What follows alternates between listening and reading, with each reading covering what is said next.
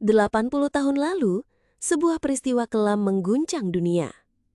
Pada 9 Agustus 1945, bom atom dijatuhkan di kota Nagasaki, Jepang.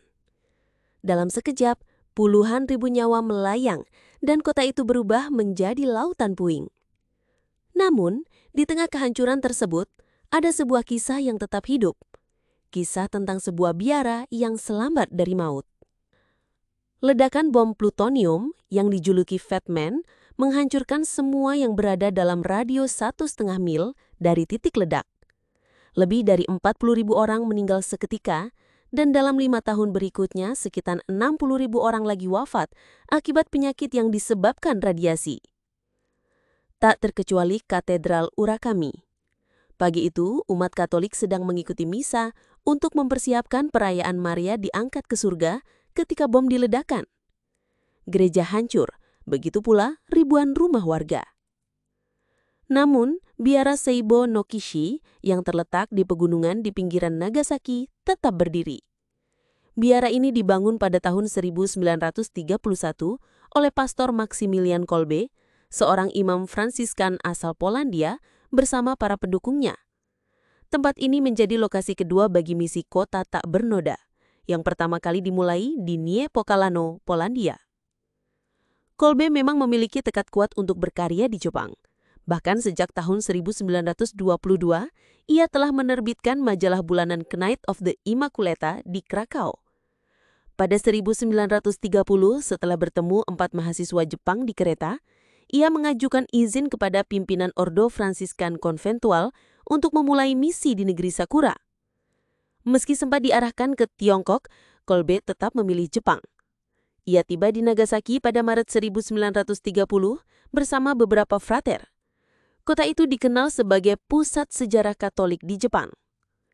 Selama 6 tahun, Kolbe dan para frater membangun Mugenzai no Sona atau Taman Tak Bernoda, yang kemudian berganti nama menjadi Seibo no Kishi. Mereka mendapat izin dari Uskup Nagasaki untuk menerbitkan majalah rohani, sementara Kolbe mengajar teologi di seminari. Lokasi biara ini dipilih di pinggiran Hongouchi, di belakang gunung dan menghadap menjauh dari pusat kota.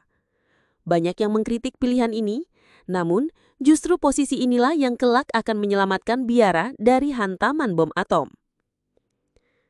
Seibo no Kishi dilengkapi dengan kapel, rumah kayu, haula besar, bengkel percetakan, serta sebuah gua Maria dengan patung Bunda Maria dari Lourdes yang diresmikan pada 1 Mei 1932.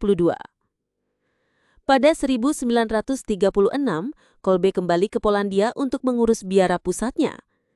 Dalam sebuah surat dari sana, ia menulis, "Aku tidak akan pernah melupakan Jepang. Aku selalu mendoakannya. Aku akan bekerja keras demi keselamatan jiwa di sana.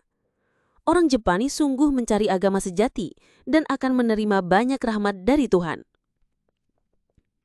Sayangnya, perjalanan hidup Kolbe berakhir tragis. Ia ditangkap Nazi, dikirim ke kamp konsentrasi Auschwitz, dan sukarela menggantikan seorang tahanan yang akan dieksekusi.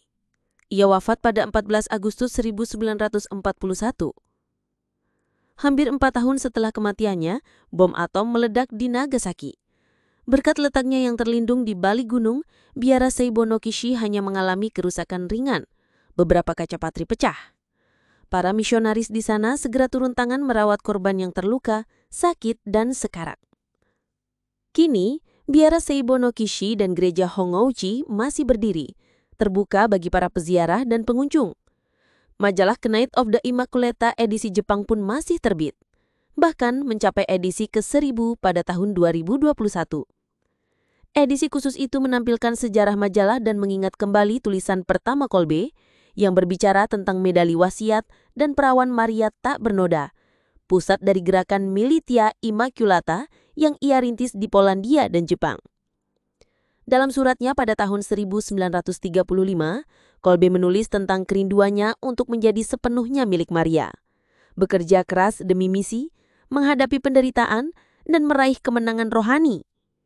Ia mengingatkan, setiap hari kita harus semakin menjadi milik perawan tak bernoda. Jika hal itu terjadi, maka segala kebaikan akan datang bersama dia. Kisah biara Seibo no Kishi adalah pengingat bahwa di tengah kehancuran, ada pula tempat-tempat yang tetap menjadi sumber pengharapan. 80 tahun setelah bom atom, biara itu masih berdiri menjadi saksi sejarah sekaligus simbol keteguhan iman dan pelayanan tanpa pamrih.